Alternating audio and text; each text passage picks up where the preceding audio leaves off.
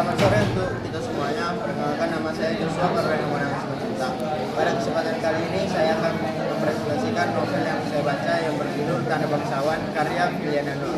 Dalam presentasi ini saya akan membahas penulis, latar belakang penulis, alasan novel yang ditulis, serta menceritakan kembali isi novel secara singkat dan terstruktur.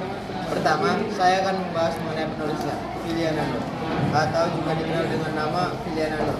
Merupakan seorang penulis novel Indonesia yang banyak mengangkat tema sejarah dan romansa. Gaya penulisannya memadukan fakta sejarah dengan cerita fiksi, sehingga pembaca dapat menikmati kisah yang menarik sekaligus memperoleh pengetahuan tentang sejarah. Salah satu karya yang terkenal adalah novel Tanda Bangsawan yang diterbitkan oleh Media Kita pada tahun 2022. Selanjutnya, latar belakang Filiana Nur memiliki ketertarikan terhadap sejarah Indonesia, khususnya kehidupan masyarakat pada masa penjajahan Belanda. Ketertarikan tersebut menjadi inspirasi dalam menciptakan cerita yang tidak hanya menghibur, tetapi juga memberikan gambaran mengenai kehidupan sosial, perbedaan kelas, serta hubungan antara bangsa Belanda dan masyarakat pribumi pada masa penjajahan Belanda. Pada novel ini, penulis ingin menunjukkan bahwa setiap manusia memiliki hak dan martabat yang sama tanpa memandang asal-usul maupun status sosial. Berikut alasan mengapa novel ini ditulis. Novel Tanda Bangsawan ditulis untuk memperkenalkan kehidupan masyarakat Hindia Belanda kepada pembaca melalui sudut pandang yang berbeda. Selain menyajikan kisah cinta, novel ini juga menyampaikan nilai-nilai kemanusiaan, keadilan, keberanian, serta pengorbanan dan toleransi. Penulis ingin mengajak pembaca memahami bahwa perbedaan suku, bangsa, maupun status sosial seharusnya tidak menjadi alasan untuk saling merendahkan. Oke, saya akan menceritakan secara singkat isi novel yang telah saya baca ini.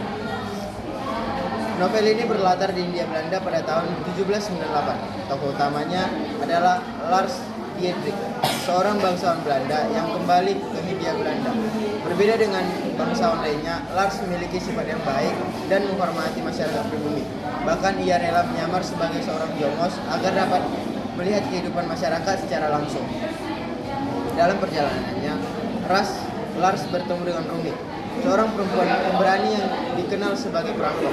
Awalnya hubungan mereka tidak berjalan dengan baik, tetapi seiring berjalannya waktu, mereka saling mengenal dan akhirnya tumbuh rasa cinta. Namun, hubungan mereka pasti tidak mudah, karena Lars telah dijodohkan dengan seorang perempuan bernama Anne. Selain itu, perbedaan status sosial yang sangat jauh, di mana Lars adalah seorang bangsawan dan perempuan itu adalah seorang perampok.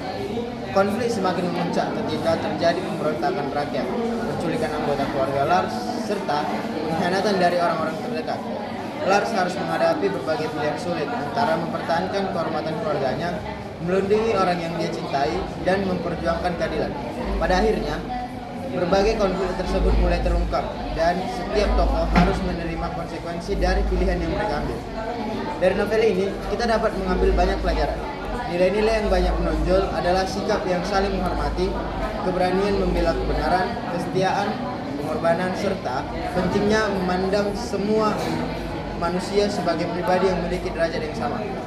Sebagai penutup, novel Tanda Bangsawan ini disimpulkan bukan hanya sebuah novel romantis, tetapi juga novel sejarah yang mengajarkan nilai-nilai kemanusiaan. Melalui kisah Lars dan Rumi, Filiana Nur berhasil menyampaikan pesan bahwa cinta, keadilan, dan rasa hormat kepada sesama mampu mengalahkan perbedaan status maupun kebangsaan. Sekian presentasi dari saya. Terima kasih atas perhatiannya. Selamat sore.